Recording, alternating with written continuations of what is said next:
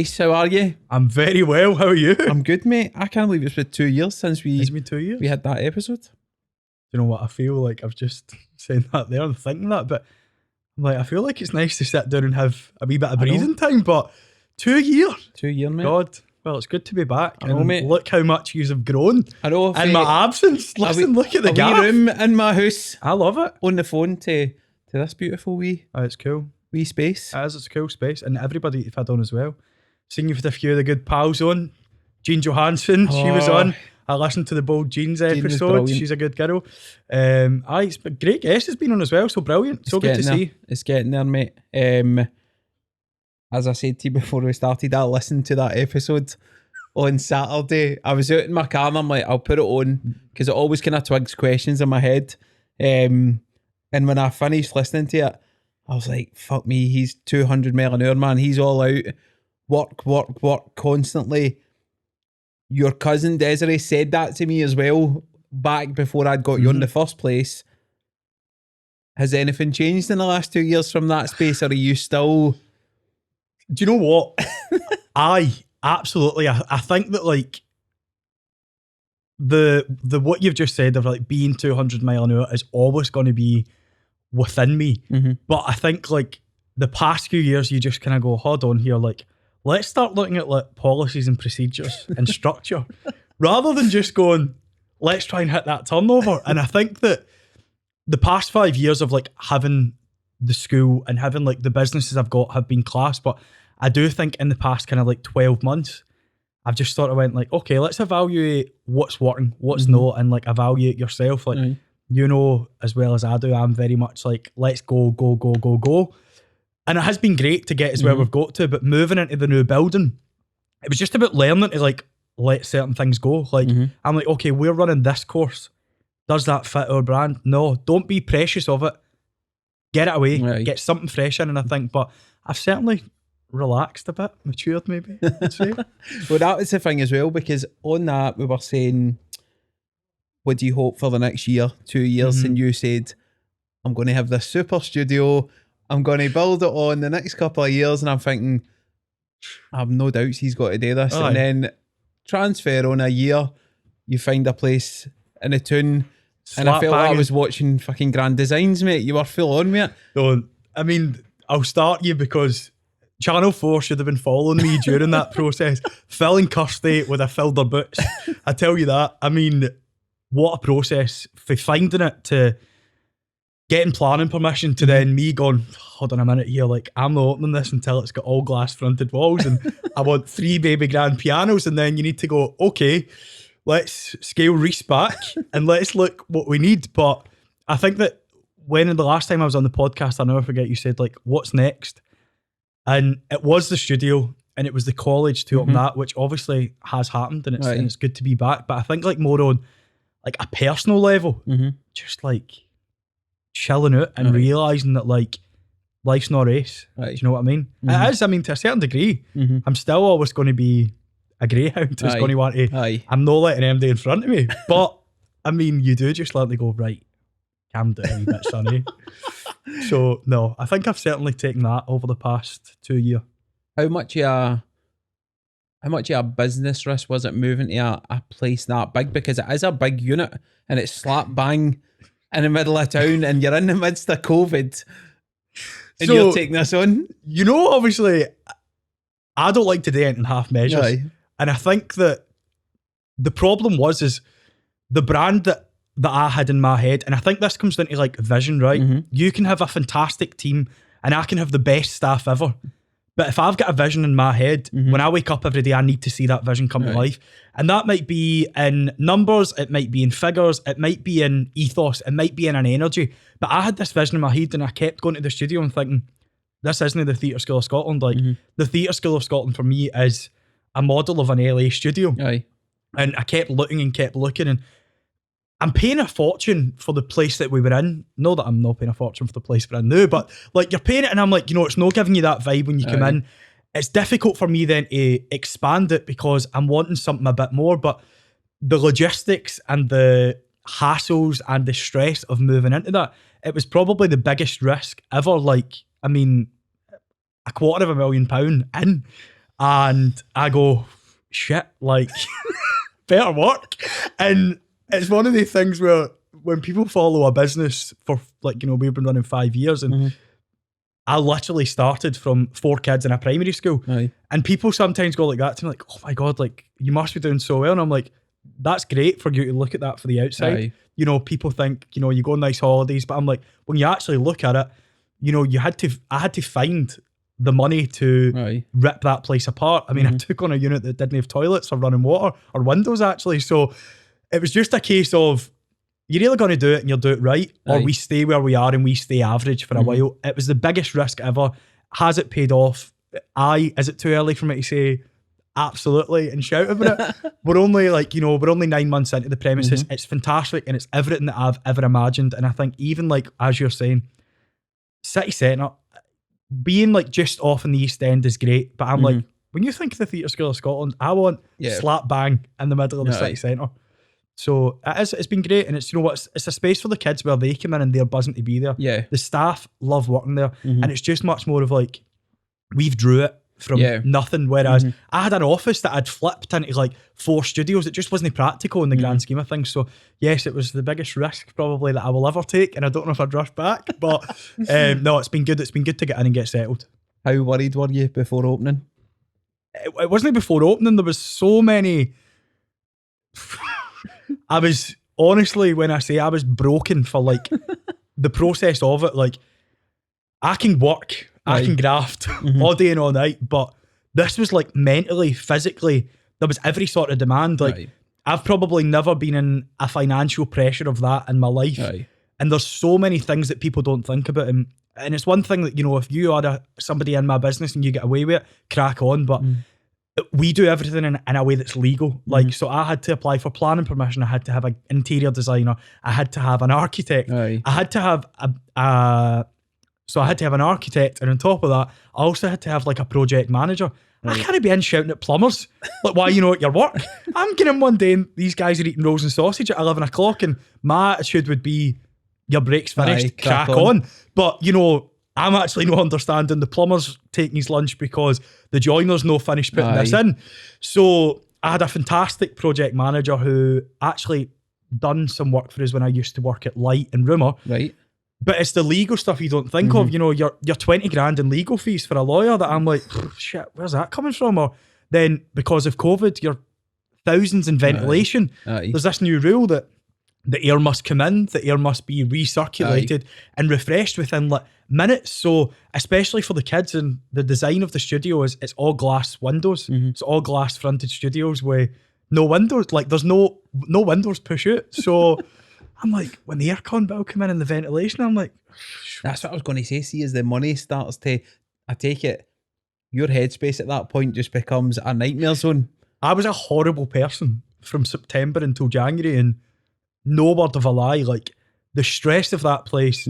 It was like, when I moved into the first studio, I remember it being like, all right, the carpets are going to cost you X. But it was a couple of £100, and it was like, and then when I'm getting bills in and they're like, okay, the ventilation's 34 grand, and you go, here, hold on a minute. I'm like, is ending at 34 grand? They can give me to Friday, or, you know, what's going on? Like, it's, and I remember my mum went, how the fuck are you sleeping at night? And I was like, I just kept going home and going, like, what if this doesn't work? Or, like, what if kids don't come back? And it's like, that is a long-term process. And it's a building we've made for the school, for the college, for my staff to grow, to operate the agency of, but, you know, it was the hardest thing I've ever done.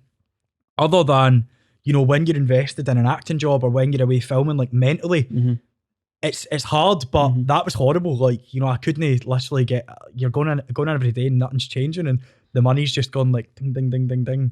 So we got there in the end, but the hassle moving in, like. What pushes you through that though? See, if you're lying in your bed at night and you're thinking, are the kids going to come? Is this going to get open? How do you keep yourself balanced enough to, because obviously when you get up the next day, you need to go again. And I think that's one thing that's important, like, to talk about. And, like, if anybody was to ever ask me, like, this isn't easy. Like, anybody owning a business, it's brutal. Like, we all talk about this is great. You know, I want to shout about taking my wins to New York and things, but when you actually talk about the nitty gritty, it's incredibly, incredibly painful. Like, there's financial times where you go, shit, where's that coming from? There's times where you go through, you go through every emotion, whether it be staff, whether it be, even like people moving on, or, staff deciding to move away. Like, you're subconsciously thinking like, shit, is there anything I could have done there? But what gets you through it, I think, is like vision and passion. And being a good leader for me is about,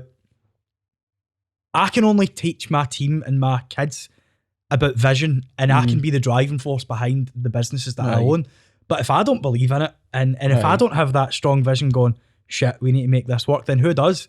Because it's very easy for me to walk into the office some days and I can tell, like, okay, right, I need to go and get everybody a Starbucks and pick up the mood. But that doesn't come for anybody else other than you. But I think, like, it's, I don't know, it comes to, like, probably, it needs to work. It can't know. Like, if it doesn't work, you don't eat, you don't live. And I think that's maybe where it comes from. Drives you on.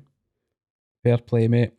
During I think COVID as well as, like, that. when you look at, like, when you were younger, you probably envisioned, like, what your dream life would be like, right? And I wouldn't say I'm there, right? But I would say every day I'm closer to it. And that's one thing that I'm like, what does the fucking dream life look like? Because I tell you something, I couldn't tell you, I'm not there yet, but I think, like, holding on to that, I'm like, nah, like, I need this for the next step. And you start to think, like, you start chasing things on, I will say that. Like, there's always a feeling in you that goes, okay, I'm actually chasing a new studio here. When that's opened, normal Reece would have been like, what's next? Whereas now it's a bit like, okay, let's stop, be grateful for what we have, enjoy the new surroundings we have, rather than going, let's have fun in Timbuktu. So I think that's important to think about. Do you ever feel content at all? Do you know what? I feel so content now. This year for me has been like, it's just been like a pure light bulb moment. Like, the full year, we opened the studio in January, we went to New York, and then I've actually been away for the business for like 3-4 months. I've been away working on a project where I had no contact with the work. And being away just makes you realise, like, what are you doing it for? Like, but coming back, I'm like, I've got the best job in the world. I say it all the time. I'm like, I literally come in, I choose when I want to work, although I choose to work every day, but I fucking love it. It's the best job in the world. So being away from it makes you gives you that passion when you come back. And I think that if people felt the same way that I do about the jobs that I do, then they would probably be a lot more motivated to get up every day and feel the way that I do. I think that's what it is. There's so many people in jobs and lives that they hate. 100%. You still working 7 days a week? Well, I'm going to actually let you know a fun fact here. I have just committed to taking a Saturday off. Wow. Well, we'll see how long it lasts. But I was away for 3 months. 3 months with, which for me is like, still until like 4 months ago. I've got 25 members of staff and I would have every one of their emails logged in my phone because I'm like, I need to know what's going on. Whereas now I'm like, right, get that away. You can get in contact with me when there's a problem. But still, until recently, I would have like the info, the admin, the contactors, the X at, Y at, all of these people, and I'd be like that. So I think just like going, hold on a minute here. If there's a problem, it'll come to you. Does that take a weight off for you when you get rid of all that? Because my head bursts if I get 2 email addresses on my phone. If you've got all that, as much as you enjoy what you're doing, it's so much information. I think as well as it's managing it. Like if in a day where I'm not out at appointments or I'm not out doing X, Y, or Z, then it's fine if I want to sit at my desk and manage emails, but that's not managing a business. Managing a business for me is about scalability, profitability, managing people, creating an ethos, building my team. I can't be building my team and building my profit if I'm worried about, Sarah's not got her uniform ordered the other day, or Sarah's uniforms came with the wrong name in it. So I think it's about putting the right people in the right places. And for me, in the past 2 years, I've employed people who have a skill set that I don't have. And that for me is when the penny started to drop. I've got a fantastic team, but there's no point in me in bringing you in if you've got the same skills as me. I'd rather bring someone in who's going to enhance the business, pay them that bit more, but see them get great job satisfaction, that they're implementing systems, they're implementing procedures that we can all grow the business with. Whereas before I would have thought, oh, do you know what? Let's give my pal for drama school a job and let's Aye. give them 30 hours because, you know, they're maybe not working as an actor now. So I think that's kind of a growth. What do you look for in people if you're going to take them on? Whether it's your pal or somebody you don't know, which it depends on the role. Like, if I'm looking for a teacher, right, and I get asked this all the time, if I'm looking for a teacher, you need to be a working actor. You need to be a working performer, but you also need to be able to teach, and you also need to have teaching experience. So the best music teacher for a primary school, a high school might write to me, but if Mr. Smith hasn't had a professional job, he adds zero value to my business. Whereas if I'm looking for someone more office-based, it's like a proven track record and an attitude, like energy. Energy in people, you'll know yourself when they come in and you chat to someone like, I don't even know if she knows she's got the job yet, but there's an offer going out in the past few days.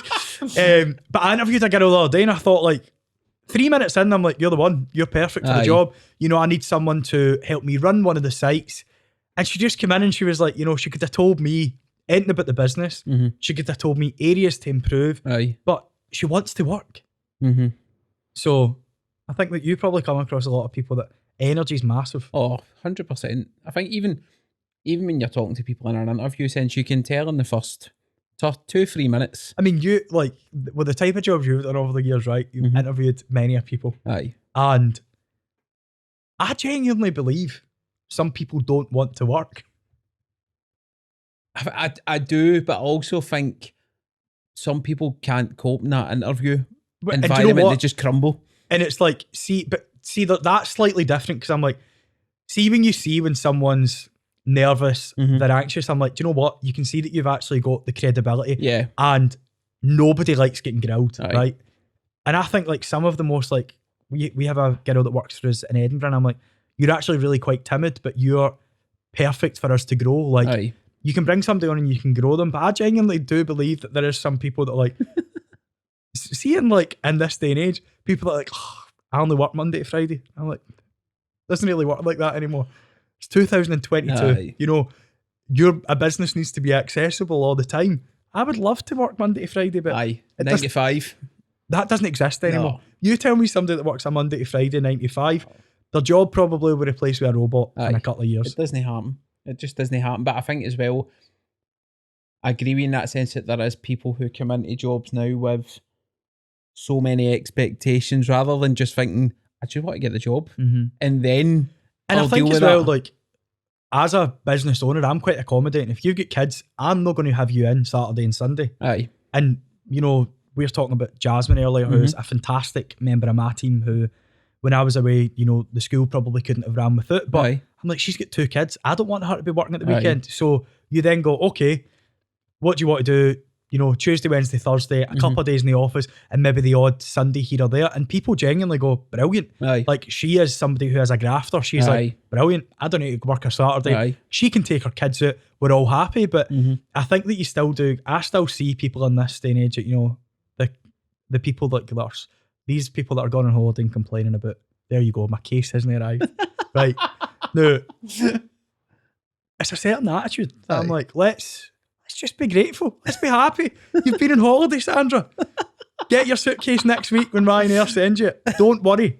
Well, if it's Ryanair, we'd worry. You're listening, you've no chance of getting it back. That case again. I know. Not a chance. No, I do think as well, it's just calm down. Let's realise that there is a lot of people out there, and I think as well that is a mentality thing that I find a lot in interviews, but you can see past that. If someone's nervous, someone's anxious, you know, people by people. You're like, you're invested in people right away, but an energy is important for me, and always a degree. Like, I like to work with people that, especially in performing arts, like formal training, you know, some of the best actors haven't trained, but when it comes to educating the next generation, I need to talk about why we've got to this point, because Meisner or Brett created it back in, I don't know, 1832, and it's not just Reece Donnelly that's decided we're going to actually do this method. So I do think formal training is important for me when it comes to a member of staff coming in to work full time, but workshop wise, you know, it's members of the member of the office team and the business team. Who comes through the door and who gives you the best energy, isn't it? So see, 5 years in, how close do you think you are to having like your perfect team round about you? I'm no far. Right. Like,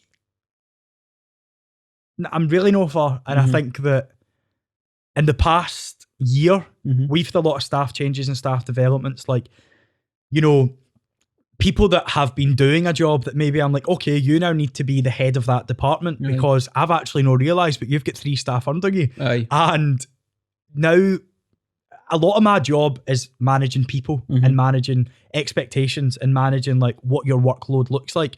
But I wouldn't say I'm far from the perfect team. I think that it's good to freshen up the team. Yep. I'm a firm believer of, listen, if you find something else that's going to stimulate you, I'll never hold somebody at a desk, right? And people come and go, right? But I think I'm pretty close. I've got a fantastic team around me now, and I've got people that have been there for the start. I've got people that have came in from external companies, and you've got a lot of people that, you know, just love it the same way that I do, which is so important to me. 100%, mate. 100%. So I know we're hopefully nearly there. Couple of newbies coming in this term, which is good. I always like to freshen it up every year. Well, you must have a massive trust in the kind of spine, because if you're away for 3-4 months, knowing you, and if you don't have that daily contact with these people, as you can imagine, I think everything's like, I'm like, great, I'll do that. Sounds brilliant. You want to film me for 3 months, right? Okay. And then when it comes to it, I'm like, here, hold on a minute. What? Who pays the wages? I'm like that. A couple of days before I went, who pays the wages? I'm like, I've got 25 staff, like it's paid in one day. I'm like, okay, someone needs trained to do that. So I did have a bit of time before I went away, but it was hard. Aye. But being away, you just learn to be like, right, is it that big a deal? Aye. And whereas if I was so in before I went away, like even before this year, because in particular with the build as well, that last year we had a massive shit show with Panto where we had a venue, they pulled 2 days before it, and I had to basically build a theatre and run a show a couple of days before Christmas. But a lot of my focus for the past year has actually been like, not on the timetable as much. I don't teach as much. I would now rather spend the time training the teachers to my standards or to a syllabus's standards or to like SQA or Lambda's standards and building them up through the same passion that I've got. But I think as well is it's like, you can't be everywhere at once, and you kind of realise that. I think you just learn to realise like how big a deal is it. Whereas a year ago, everything was a big deal. If someone had ordered a uniform and it hadn't arrived on the date, like that would have flipped me over the edge. I'd have been like, whose fault's this? Who never hit send to the uniform guy? So I definitely think you just learn to be like, don't sweat the small stuff. I think that's important. Whereas now, I'm not saying I don't still complain and still say that should have been done, but you learn to realise that like human error is going to happen. I make mistakes, you do, we all do. Listen, my team work in a very fast-paced environment where generally there's 501 things going on at one time. If there's no 60 Waynes out filming on Netflix, there's 80 Waynes going to do a show at the SEC. So it's like something's going to slip, and it always is kind of like that. But I think you just learn to be like, listen, it's not really that big a deal. Aye. And I suppose for you as well, you've got the kind of moments that are frustrating, but as you've just touched on there, you've got the other side of it, and you've got kids going into different things, and you're seeing people who maybe come in the door like timid, shy as you say, and then go and get signed somewhere, or I just love when like some kids have no clue how good they are. Like, see a kid that doesn't know how talented they are. I'm like, that's what I'm here for. I would rather work with someone who, I love it when my mum's like, some voice, but he'll no sing for me in the house. And I'm like, 3 weeks. You give me 3 weeks, Sandra, and I'll have him up there doing something. Because it's also about like building kids to be the best person of their self. Like, I think if children are creatures of habit, right? And if they're told in the house, you can't sing, you can't do that, they're going to think that, right? My mum used to say for years I sing through my nose. So I then went to drama school with a complex, think I couldn't sing. And I'm like, hold on a minute, actually, Debbie, I've got some voice in there because you've told me I couldn't sing. So it's about, I think it's just about like nurturing kids to push them enough to want to try it, but learning them to grow. Like, and there's nobody else I know in the world that has a job where you get to nurture talent, watch their career grow, and then we always say like, when they get to a certain level, I'm more than happy to pass them on to a big dog, a big dog in London who's going to help them run. But we've literally got the best job in the world. I say it all the time. It's class. Definitely, because you're the start of that journey. And see, sometimes I'll know the start, sometimes like, and I always make this clear of like, you don't need to be the best to join the theatre school. You don't need to be the best to join the agency, and you don't need to be the best to join the college, but you need to want it. Yeah. And you need to want to do it. Like, kids come through the door all the time, and like, I'm not disputing, we've got, 600 students, some of them are there for a recreational hobby, but see those kids that want it, Right. it oozes out of them. They walk Right. through the door and you're like, you want it as much as I want you to have it. And they put the work in, they're the ones that will graft to be a lead role in the show, and then before you know it, they've got a BBC edition, a Disney edition, and they'll not get the first 10. Aye. And that's something that we don't shout about. We don't shout about the fact that, I've obviously got kids that I've had now for 5 years, and I'm like, they're now just becoming like regulars. They've been boy number 3 or they've been schoolboy number 4 before, and it's a bit like building careers and building their expectations that they're not going to walk in to be. You're not going to be Zach and Cody. No. You're going to be Zach and Cody's cousin in Aye. episode 1, and it's about building a career. And I think that's one thing that like some children don't get, and those that do get it flourish and they work. How hard is that audition process? Because I've had people on from the industry, and they speak as an adult, and they're like, it's tough going, but obviously as a kid, It's brutal. aye, And like, even for me, I did a job there where I was 10 rounds, and they are picking every inch of you apart. Aye. Now, as a child, I will say I say it every interview I say, and I said it on the last podcast here. In Scotland, we have, in my opinion, the best casting directors in the UK. They care for kids. They want to work with us. Myself and Katie work with casting directors who genuinely will take our input. yeah, If they come to me and they say, I'm looking for this, and I'll be like, okay, you might be looking for this, but have you considered this? Because this is also another option. Aye. And they're very friendly with kids, but we can't change rejection. If you don't get the part, you don't get the part. Yeah. It's no my choice. It's no Katie's choice. Aye. It's no the office's choice.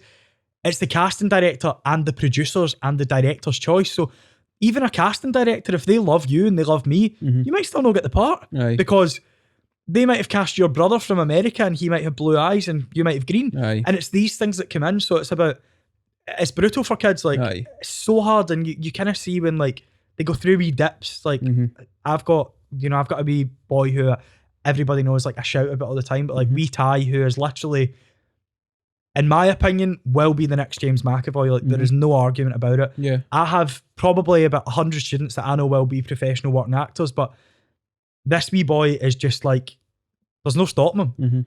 Every self-tape, he'll come in and he'll film it with me. He'll film it 10 different ways. He'll learn the lines inside and out. Nothing's half-arsed. And I'm like, Aye. that I can't teach. Aye. And people like that will continue to grow and continue Aye. to work. But I imagine when you don't get the parts, it's just the same way I feel and the same way that, you feel when you Aye. maybe want to get a guest on and you're Aye. like, oh, shit, they never get back to me. Aye. Because they just ghost you. Aye. Do you ever get used to it, even as an adult with the Never. whole process? No. It's like, I like auditioning, right? And you need to like auditioning as an actor. Aye. You want me to come to London and come in and talk to you for 20 minutes and batter out a couple of scenes? Perfect. Aye. I'll be there tomorrow. You want to then nick me apart and say that actually being 5'8" not that ideal when we're going Aye. to cast you with a model who's 5'10" and you're going to look like our pal. Aye. She's going to put you in her pocket. And I'm like, oh shit, man, 5'8"? Whew, that's not good. So you then start to go, oh God, you dissect yourself. Aye. Or when, we get briefs through and it's like, I had one a few weeks ago that my agent had sent something through and it was like Gym Bunny, and I thought, this guy all right? I'm like that. I'm not doing that self-tape. There's going to be 10 gym bunnies that are going to be in the home gym with the top off. I'm like, no, I'm all good. So you need to pick your battles, but Aye. you will never get used to it. I like auditioning. Nobody likes to be told you've not got the part. Aye. Because you get so into it, you get so invested. 100%. Mate, I couldn't deal with that. And do you know what I think as well? Like for kids, it's they put you through every loophole. Now they're doing Aye. like a self-tape, a group call, a recall, and then they're bringing you back in. I've even got kids that getting costume fitted before they're getting the part, and then they're saying, sorry, you're an inch off for the costume. That's horrendous. It's shit. But I'm like, it And you need prepares to you. manage them as well at that point, because they'll bring you through every emotion. Do you know possible. what? I think like sometimes we don't even hear back though. Aye. So I'll sometimes have like a keen parent who's like, did X get it? And I'm like, I don't even know if I've got it yet. Aye. And a casting director in Scotland, Anna Dawson's put this thing in place and it's like a yes, no, which Right. is brilliant.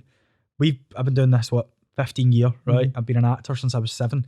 And if you don't hear back, it's uncommon. You wait a couple of weeks, you go over yourself and you crack on to the next one. But she's now implemented that every job that she does, you'll get a yes or a no, which is unheard of. And I'm like, we are getting closer to giving actors feedback and saying 9 times out of 10 it's no you, it's that the part doesn't suit you. But it's still hard, isn't it? Oh mate, I would crumble, man. I mean, you've probably guessed on here as well that have done the same, and it's like, then you need to watch it. And you go, well, I had Gary Sweeney on, and he was talking about a party they went to, and it get down to him and this other guy, and it was an advert. I think I'm sure it was like 20 grand. And he's like, I've spent the money, I'm away. I'm good to go. I couldn't put it better, because I better watch what I'm saying here, but sometimes they give you the vibe, and I'm like, here, I'm Mr. Coca-Cola, I've got it. And you're like that. Honestly, I've seen myself phoning like, that's an 18 grand buyout. I'll have 18 grand by next Friday. And then you go, oh, what? Oh, you've actually went for someone from Southeast Asia. And I'm like, how are we up for the same role? And it's like, now so many things are on fitting the family, which is so important, and it's brilliant that we are seeing diversity across the screen. But some roles are an addition on that. So like, we maybe just will get like an email and say, we've actually decided that this role is going to be cast as, it's now going to be an Asian family. But we've maybe had, 16 kids that are of different ethnicities going in addition for that. So they're all thinking in their head like, oh, I've got it. And then you don't know until it comes out. And I think it keeps it fun, but it keeps it alive. But it's brutal. That would kill me. Aye. And it's not enough that you built the studio. You then take, I don't know how many kids to New York. Like, you tell me that you're calming down a wee bit. I know. And then I look back at the year and I'm like, I know, actually. That was 2 years ago's work, but let me away with that one. Do you know how that all came about? No. So during lockdown, naturally everybody's in their house, demented. I'm like that. How do I run a kid's school on Zoom? So I'm like that, right. Trying to teach an acting class on Zoom, which we got there and we got great results, but I'm like that, these kids are demented, they've no the summer show, they've no the pantomime, they've no been to work, and I'm like, going to work for them, they need to learn. So people might think that, my kid's going and doing a couple of days at River City is, that's great, and we Sarah's been out and seen the set, but I'm like, they need that in order for me to take their training to the next level, so I can say, what did you learn? What did you think? What was the problems? How can I elevate you? So we decided during lockdown to like just start going outside and start making videos. And we'd created this concept, like a 500 miles video. So we'd rewrote like some of the Proclaimers stuff. And I took like 40, 50 kids out when you were safe to do so to Edinburgh and shot our own version of Sunshine and Leith's video. And I'm not exaggerating when I say it's the biggest thing we've ever done. And before you know it, Visit Canada had bought the video for tourism. There's no airport something. Visit Canada's want to pay me 800 quid for the video. I was like, great. Visit Australia's wanting to buy it. And then off the back of that, we get this phone call from, we're in the office one day, and Holly, who's our operations manager, was like that to me, Washington, DC. I was like, you're like that. No, go away. So I was like, she's like, this woman's pretty legit. She's saying she's phoning for the White House. Like that. Shut up. It wasn't the White House, right? She's phoning from Washington, and she's the head. Becky was the head of the American Scottish Foundation. She saw the video, was very touched, and was like, can we share it in our social media? I thought, crack on, Becky, knock yourself out. This woman then has a meeting with her. I've then been introduced to all these like head of governments in America. I'm sitting in the house, probably with a shirt on and my boxers, talking to like these people from America. And they were like, oh my God, we love your work. You need to come to America. And I was like, brilliant. When are we coming? So we get introduced to this guy called Kyle Dawson, who's the president of the New York Tartan Parade. And he was like, I'd love you guys to come to New York. And I thought, brilliant, I'll come to New York. Not a problem. So it's then like everything, it just grows arms and legs. So Kyle Dawson was the president. He invited us out to perform and open the parade. But then all his kind of contacts have got wondering like, are these kids coming over? I've seen them in social media. So it transpired into a 5-day trip where literally the kids worked from 4 a.m. we're up doing live TV, radio. I've got them on NBC. We're in Times Square doing performances. I'm like, we never stopped working when we were there, and it just created a buzz where In short, we were invited out there Aye. to perform in the parade, to perform for Scottish Government, and it just became this massive deal. We went to Broadway shows, but we took 70 kids plus their parents to New York, and I'm like, one, the stress of it during a pandemic. The logistics. I mean, in the logistic, I will hold no responsibility for that. I have the best. I use a travel partner, Kieran and the boys at Premiership Experience, who literally create the itinerary to the second. Brilliant. And the operations team at the theatre school. Right. I mean, they're needing to get everybody's passports, vaccine passports. They're needing to go and get lateral flow tests. Like, it's a big operation. I mean, all I had to do was create the music with Brooke and, create a couple of numbers and a few costumes. But it was a massive operation. So we took like 90 kids out to New York. There wasn't a news channel that we weren't on there. We were in all the news here, but it was a once in a lifetime opportunity that now, in every industry, there's a terrible tendency that people want to jump on the back of everyone else 2 years later. So like the videos we done, I'm like, now everyone wants to do an outdoor video now. Everyone wants to go to New York. And I'm like, come on, just go to Craig Tara. Do what you were doing. So that's when we then go back to us going, how can we be bigger? How can we be better? So we were invited out last year to perform in the parade like Karen Gillan, which was mental. But I think as well, it's an opportunity for kids that they're never going to forget. 100%. I've never been to New York. Like, I mean, I was 25 the first time I went, and I'm taking a 7-year-old and her mum to go and perform in the parade. So it was good, but hard logistically. Yeah. Great experience, videos and memories for life. But it was a fantastic experience for the kids, all the back off of a social media video. Did you see it growing that big when you done it? No, absolutely not. I'm like, might get a couple of extra kids off this. Aye. But more importantly, my kids need to have a show. Yeah. Like, I need to work. You need to do your podcast. They need a show, so they had to do something. And I mean, when you even watch the video, I think it's got like 2 million views on Facebook and X amount on Instagram, and it's like, it's class. It's literally Even parade's huge in New York, isn't it? It's massive. And Americans love Scottish people. Like, I'm standing in, I don't even know, Fifth Avenue, whatever it is, and people are like, is it Reece? I've followed your videos online. I'm like, hi, how are you? Oh, I've got a sister who lives in Stirling. I'm like, oh, they are mental, but they are the most welcoming people. I don't greet, right? Aye. I cried for 5 days before I got there. I just kept looking and I'm like, I've actually got kids in New York performing. But we did this thing on the Friday night, and it was like, we opened the Scottish Government's Cayley. Right. And I'm like, I'm just looking around and I'm like, you've literally got like all the Scottish Government foreign correspondents. I've got like people for the White House are standing, and I've got like, all the kids for every scheme in Glasgow who are serenading them with 500 miles. I'm like, it was just fantastic, and an experience that I'll probably never forget. I would say that's definitely like my career highlight. Yeah. Brilliant. I don't know if you'll top that, mate. Well, you'll just need to wait and see. Aye. We'll always have something. But that was good as well. Like, see, for the staff as well, like that was a big sitting back as well. Like Brooke, Jasmine, who have been with me for 5 years, and I'm like, this is me now going, okay, yous now know what we do. Aye. Let's do it. But that was, I mean, getting them there was one thing. The cost of it was ridiculous. Still, but it's experience, innit? And it's like, but I'm like, these kids are working. Aye. People think we're all there on a jolly. Aye. You're up for 4 a.m. Aye, you're doing I've got you. So we had them training. We had them in like Broadway dance studio. I had them in all these acting centres meeting the best actors in New York. We were at Broadway, and then we're performing. But I'm like, they actually come back. I think we all slept for a week. Jeez. So it was good fun, but that's probably incredible. the biggest. Yeah. So, but I'm like, it was just nice. I'm like, Scottish people we don't celebrate Scotland. No, mate. Said that to you before. We don't celebrate Scotland yet. Half of New York is out with their kilts on.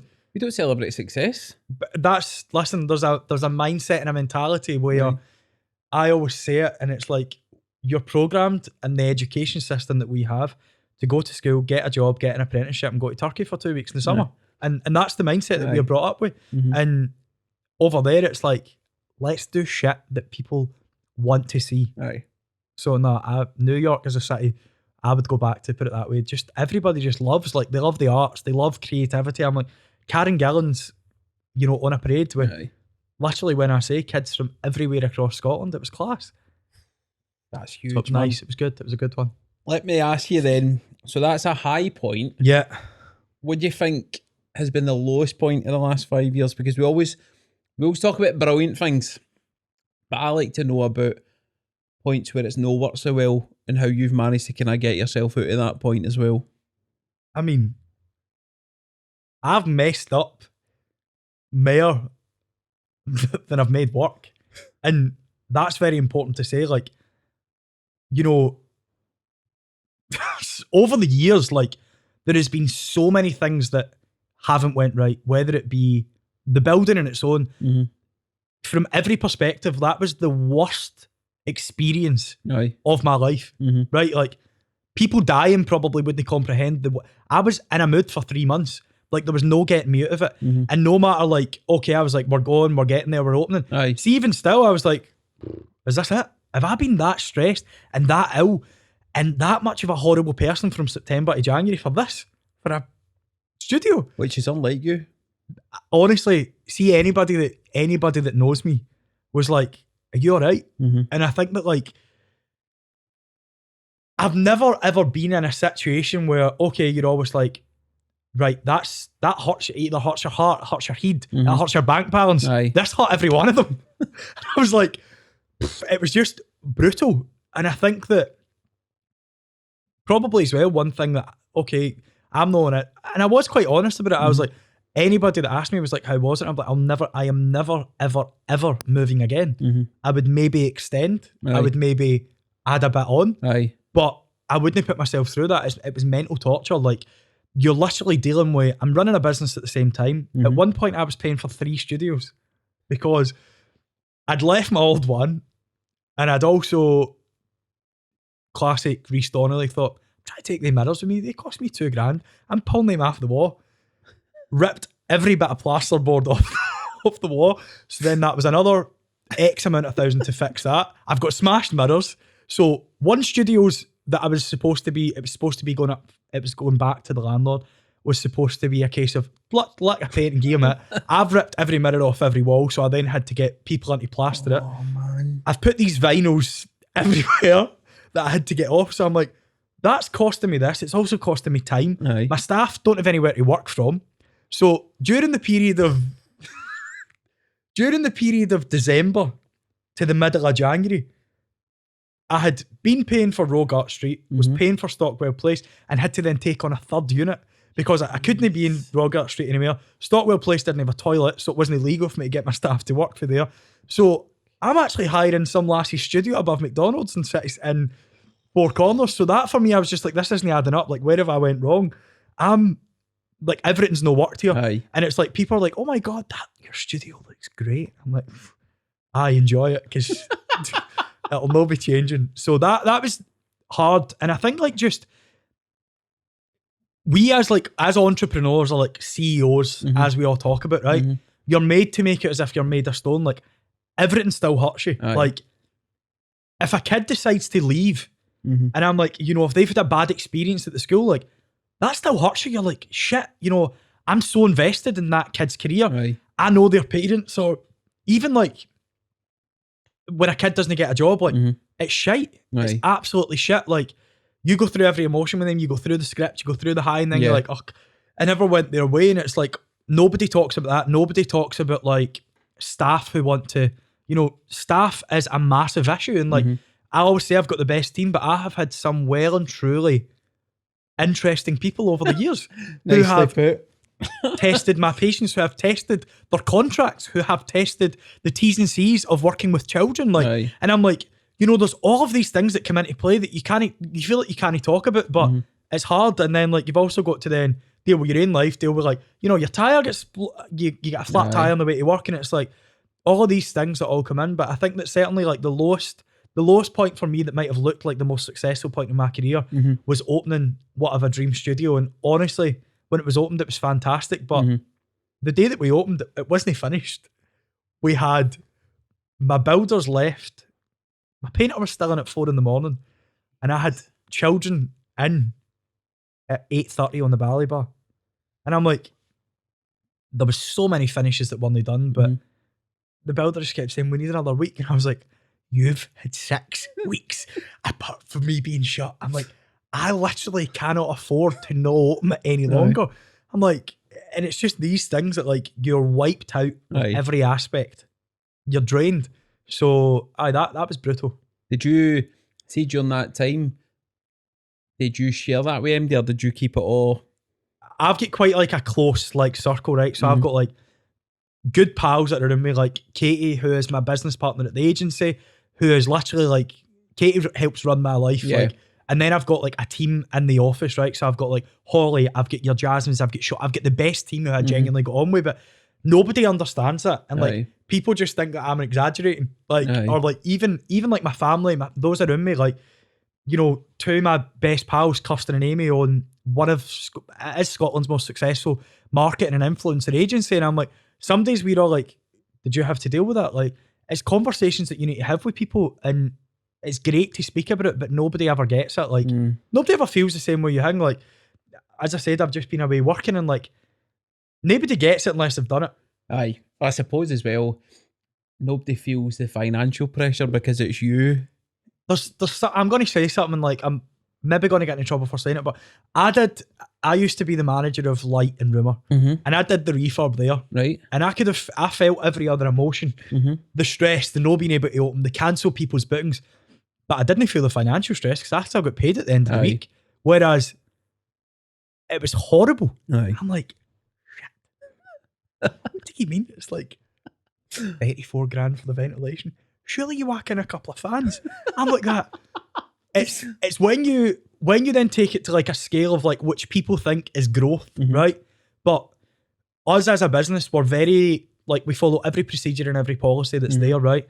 But that comes with a price. Yeah. If I was a dance school, or if I was just Reece the acting teacher that ran out the primary school, I would have no expenses. Aye. I would pay the council 70 quid for the let, and I'd be up the road, and I'd maybe pay public liability insurance. Aye. You don't pay the installation. You know, we didn't have toilets. We didn't have running water. We didn't have water fountains. And it's like, all of these things, people think it's just like, oh, that's growth. No, but that's growth because I want it, because I want the best for my students. I want the best for my staff. And I'm like, I could have easily just sat back and went, do you know what? Crack on. Let's take this primary school on Monday to Friday. But where's the fun in not pushing yourself out your comfort zone, eh? It's a bit like you're doing it, but you know what's going to come, but you're still, it's a kind of sadistic, like, I'm just going to do it anyway. I know, it's like, don't do it. You know what I think? It's like, don't do it. I've done it. And I'm like, it is. But it's like everything in life, I need to be kept entertained. I'm like, right, we going away and filming, like, I thought, right, okay, that's a good challenge. 3 months away, no work, like, no contact with the school. Do you know what? Crack on, I'm there. And I'm like, then when it actually comes down to it, you go, oh, shit, actually let me do that. It's not until you go home and it's 11 o'clock and you go, shit, how's that going to play out? Right, so you've been away for a few months. I'll leave it up to you what you can say and what you can't say about what you've been doing. I knew something was happening because you're a social butterfly and your social media went fucking way off the grid. So, I have been away. I have been away for a few months, and I was very, very fortunate that I was presented an opportunity that a year ago I would have said no to. And you know, I'm all about meditation. I ask. I'm out there praying to the universe every day.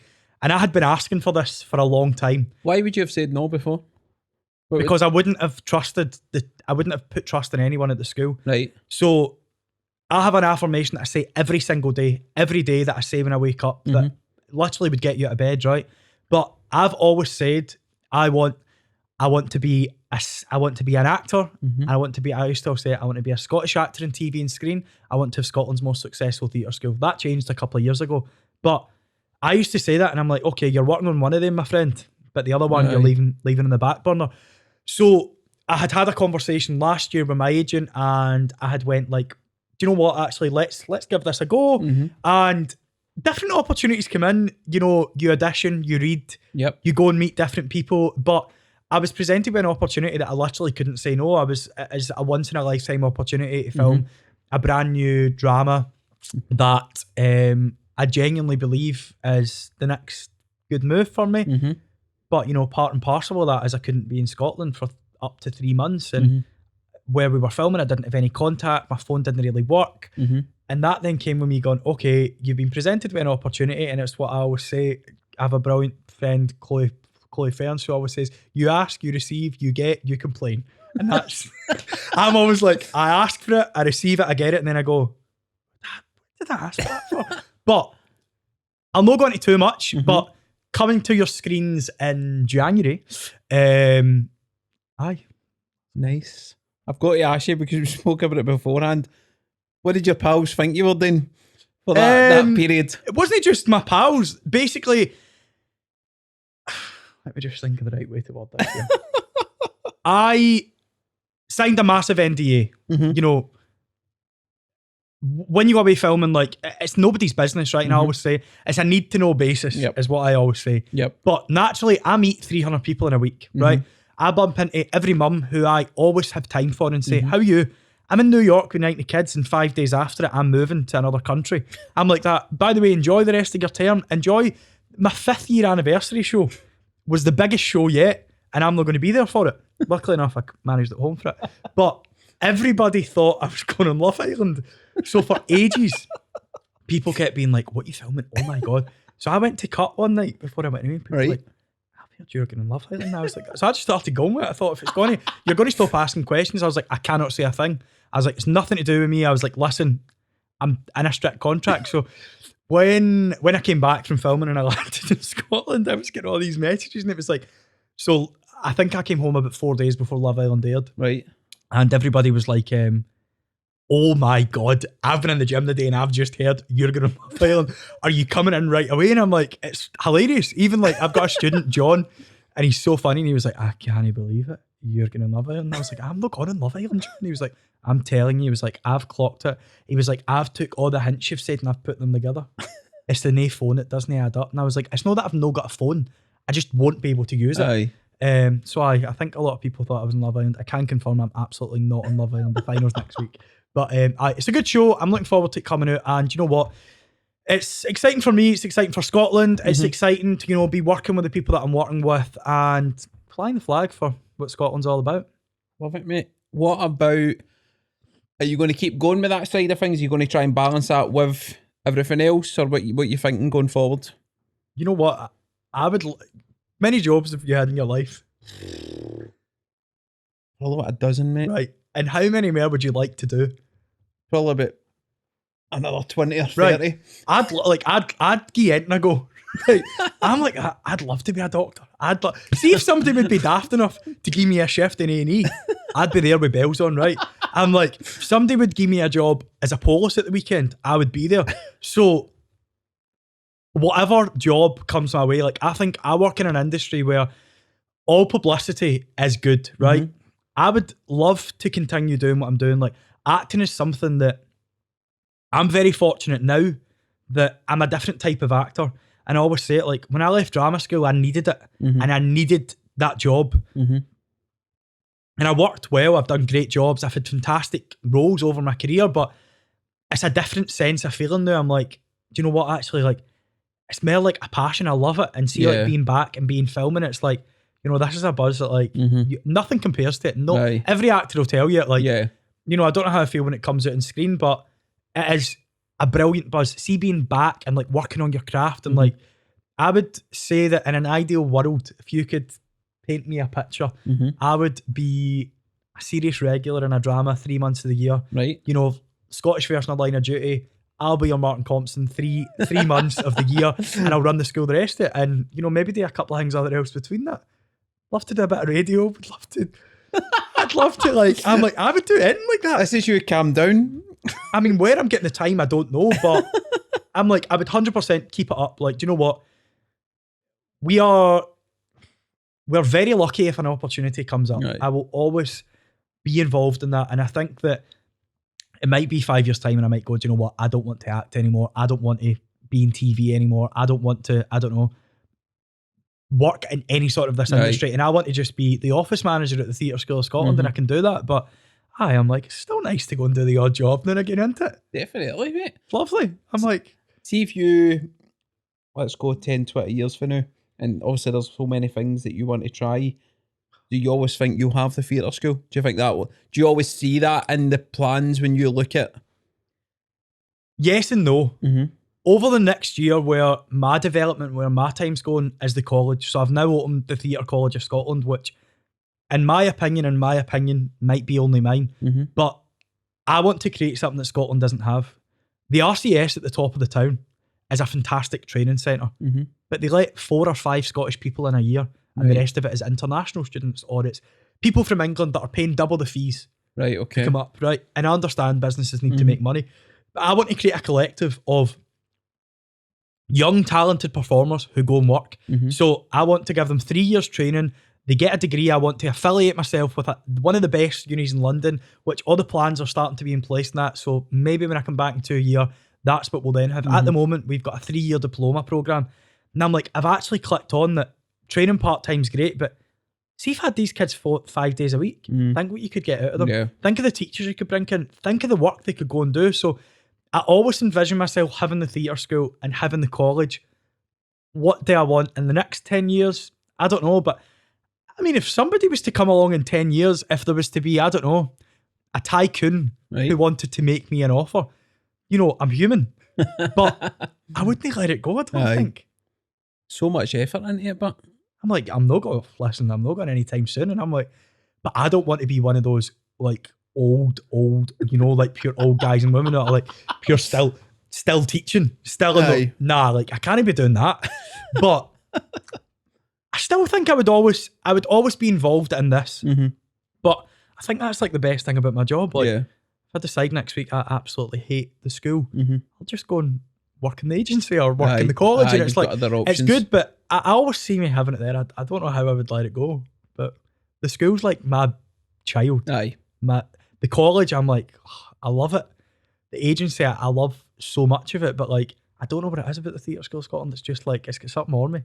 But then your relationship with all that is probably 20 relationships with like adults, kids, you 100%. name it, rolled into one, and you've 100%. hit every emotion 100%. But what you need to think about as well is it's like, the theatre schools gave me a life that I would not have had. Yeah. And like, growing, like, I don't come from like, you know, a pure wealthy family. Mm-hmm. Bang average Joe, right? Like, Aye. you know, and it literally, the industry that I'm in, like, I was a working actor who has built a life that I always imagine is like my dream day-to-day life. Mm-hmm. Like, I'm very fortunate that I can come and sit here. I'm very fortunate that I'm in London working this week. I'm away Thursday, Friday, Saturday filming something, and I'm like, that's a life that any actor would literally go, that's my dream, right?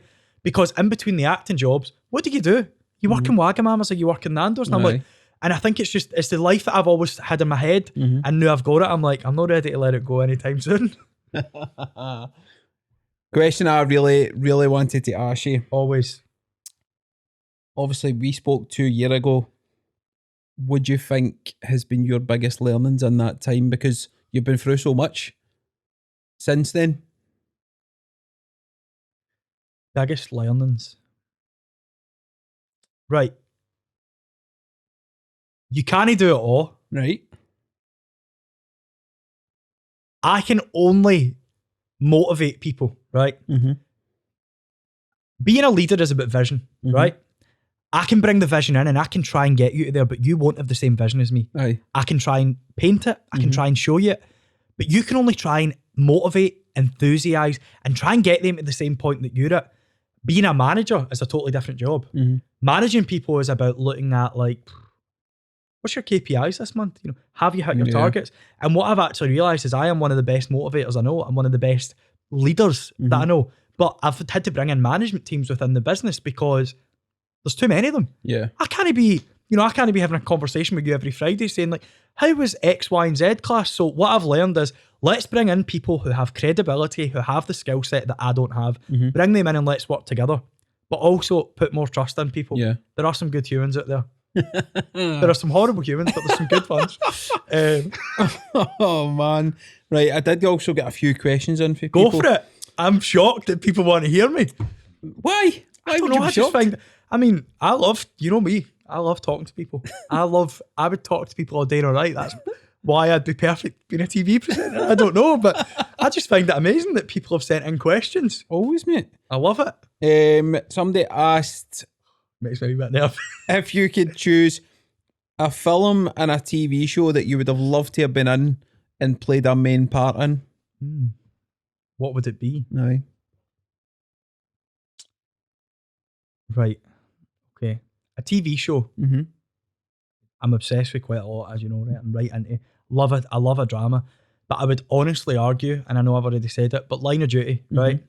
The writing is second to none. Right. The writing is engaging. It keeps the audience going. And it's high drama. I want to be working in a show where we're blowing motors up and blowing hussies up, right? Big explosive episodes. I don't want to be working on a show that's, you know, let's all come in and hold hands and talk about feelings. Let's work in the big high hitters. The big BBC dramas is what we're looking for. So I would say Line of Duty, a film. I don't know if I said this before. I'm actually no massive on films. Right. Like I can appreciate a good film, but I would much rather a TV, a series. So I'm going to actually replace the film, if you don't mind, with a period drama. Go for Bridgerton. it. Oh, nice. Give me a season in Bridgerton, and that would be, I'd be a happy man. What about one of the soaps? I would do the soaps for the money's hat. Corey? If I could choose, I'm going to be honest. I would start my career at Hollyoaks. Knew you were going to say that there. You know, because you know what? There's a bit of history there with me and Hollyoaks. So I would start my career at Hollyoaks, and then I'd go over to the Cobbles and retire there. Do you go Corey over EastEnders? Yeah, absolutely. Oh, nice. I'm not an EastEnders fan, but I'm going to say something while I'm here. And I've said it once and I'll say it again. Years ago, you know, people used to be like, oh, I wouldn't do River City. And see now, see the writing and see what's on that. I'm like, listen, River City's filmed an hour away from me. Aye. I'd do a, you know, maybe a guest regular. If I could put her down there, you know, that's perfect for a Scottish actor though. And it's a great establisher in soap, but in an ideal world, I'd start in Hollyoaks, cause a bit of trouble, and go over and retire in the Cobbles. Nice. That's what I'd do. Nice. Quite a serious one. Oh, God. One thing you would change about your industry if you had the opportunity to?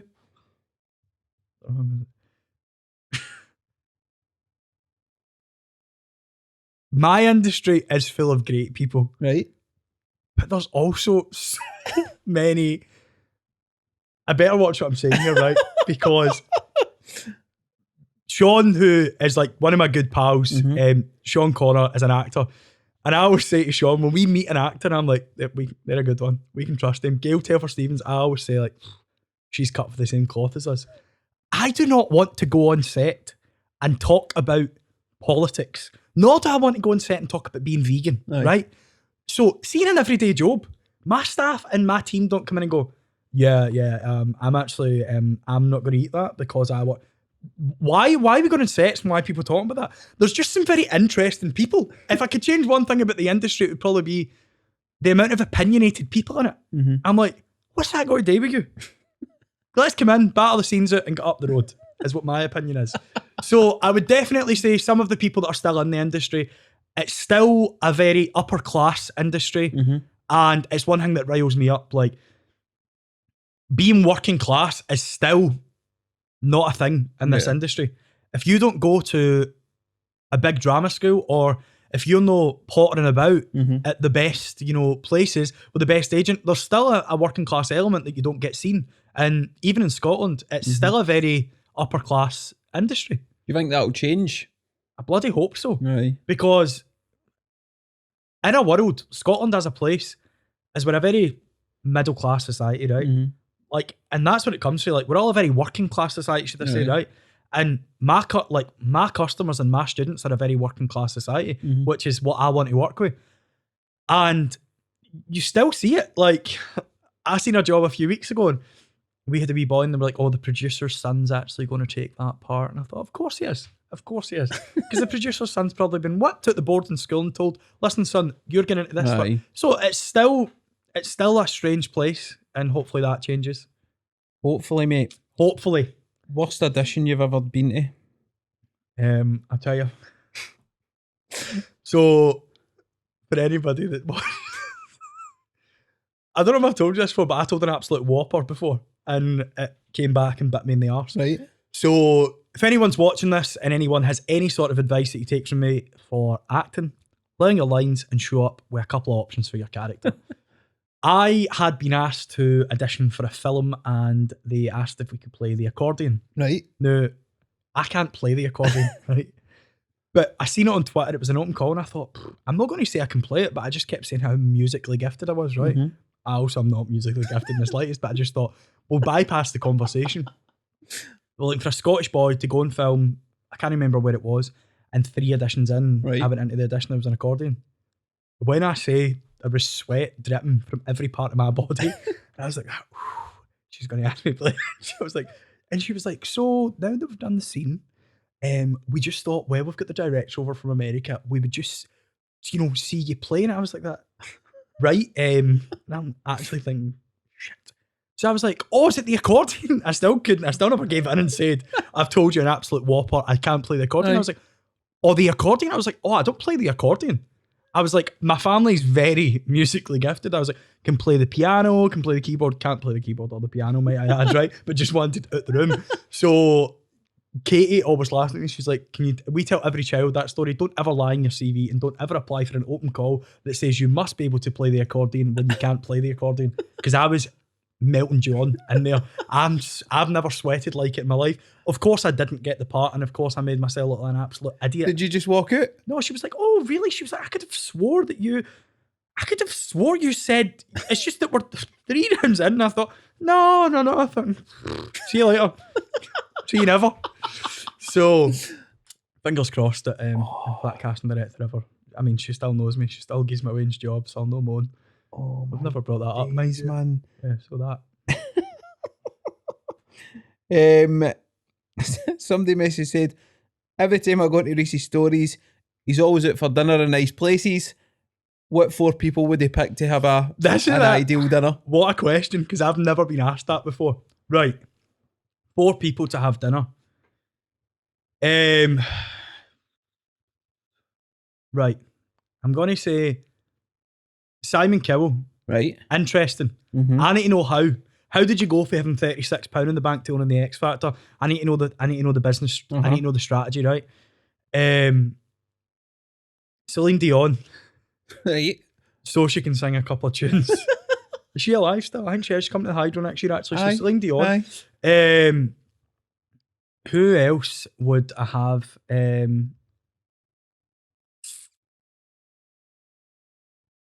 I could have them, ABBA.